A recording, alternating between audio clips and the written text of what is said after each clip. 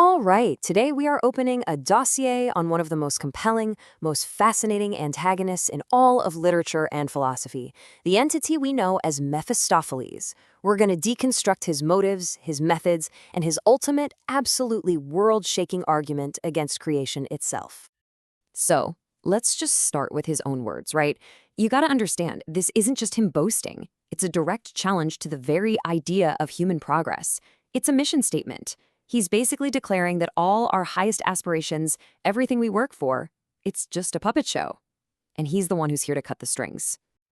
To really get a handle on this force of negation, we first have to dissect his core identity and what he's actually trying to do, because he is not a simple monster. He's something way more complex and, frankly, way more dangerous.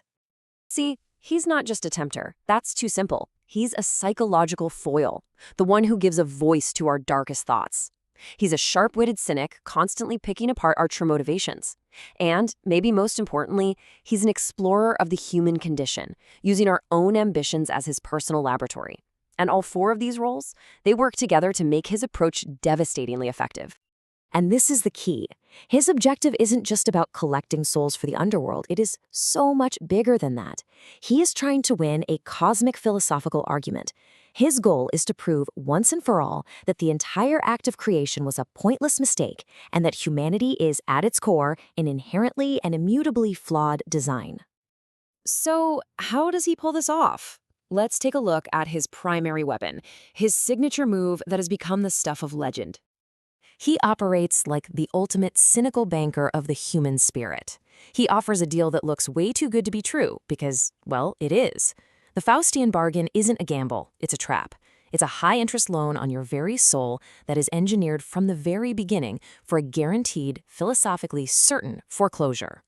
And just look at the terms of this contract. He doesn't just offer you wealth or power. No, the bait is so much more potent than that.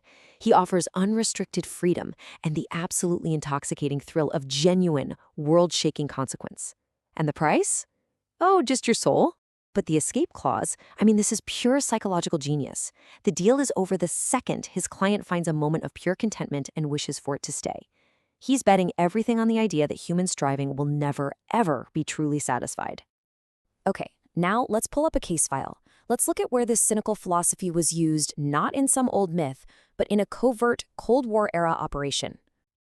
Picture this. It's the 1950s. A secret West German initiative called Project Will is trying to weaponize optimism. Seriously. They took this brilliant professor, Dr. Diogen, and they put him in a simulated 18th century Enlightenment utopia, all to try and cultivate this massive reservoir of positive psychic energy. What a bold and incredibly dangerous gambit. But of course, there was a snake in the garden. The project's own handler, a man known only as Director M, and get this, his code name was Mephisto. He saw this as the perfect chance to run his own little experiment. He hacked into the simulation, totally determined to prove that human reason is just a fragile little thing that will always, always shatter under targeted, cynical pressure. And this was the kill shot.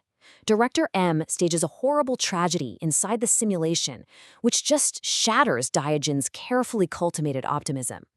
Then, right at that moment of total vulnerability, he whispers the project's trigger word in his ear. But he inverts it. Instead of Vernunft, which is German for reason, the trigger becomes Wille, will.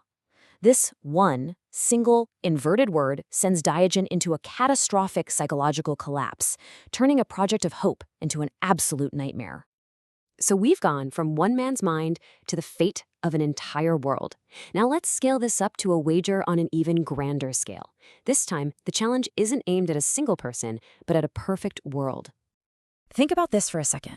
What happens when a godlike being actually succeeds in creating paradise on Earth? Well, it poses this huge problem, right? A world without suffering is also a world without striving. It becomes stagnant. It's a perfect prison. Because when you remove struggle, you remove the very purpose and meaning that defines what it is to be human. It becomes a gilded cage.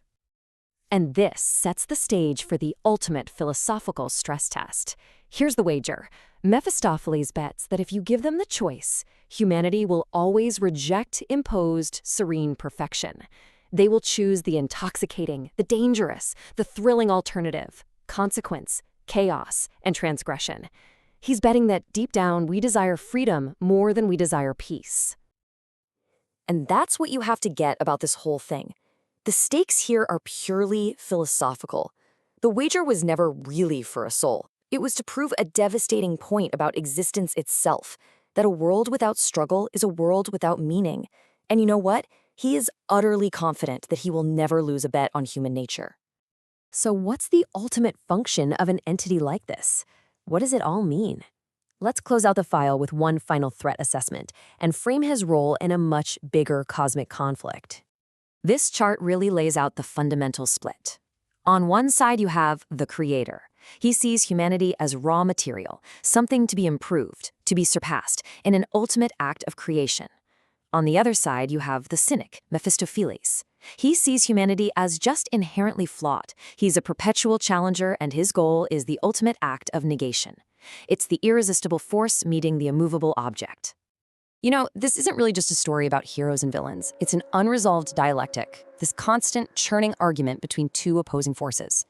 It represents the part of us that seeks to build a perfect world, and it's always colliding with the part of us that knows, deep down, that the striving, not the perfection, is what truly makes us human. And that leaves us with this final, really provocative question. Maybe the ultimate wager isn't between good and evil or heaven and hell. Maybe the real choice is between a perfect, sterile, soulless peace and the dangerous, high-stakes, but truly meaningful endeavor of just being human. Something to think about.